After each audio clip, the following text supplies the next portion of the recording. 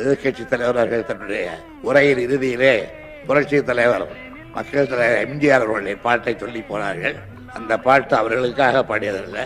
எனக்கு தெரியும், எம்ஜிஆர் அவர்கள் என்னை மனதிலே வைத்து பாடிய பாட்டு அது.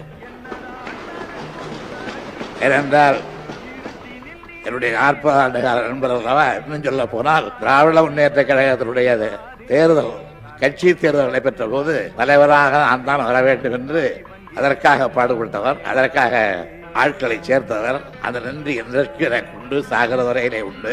என்னதான் நடக்கட்டுமே, ஈகி மறைகட்டுமே, தன்னாலே வெளிவரும் தயங்காதே, ஒரு தலைவன் இருக்கின்றான் மயங்காதே, ஒரு தலைவி இருக்கின்றான் மயங்காதே என்று சொல்லவில்லை, ஒரு தலைவர் இருக்கின்றார் மயங்காதே என்று அன்றைக்கு என்னை குறிப்பிட்டு சொன்னார். இதை இந்த அவையிலே உள்ள உறுப்பினர்கள் எம்ஜிஆருடைய அந்த நம்பிக்கையான வார்த்தையை ஏற்றுக்கொண்டு இந்த அவையை சிறப்பாக நடத்த வேண்டும் என்று கேட்டுக்கொண்டார்.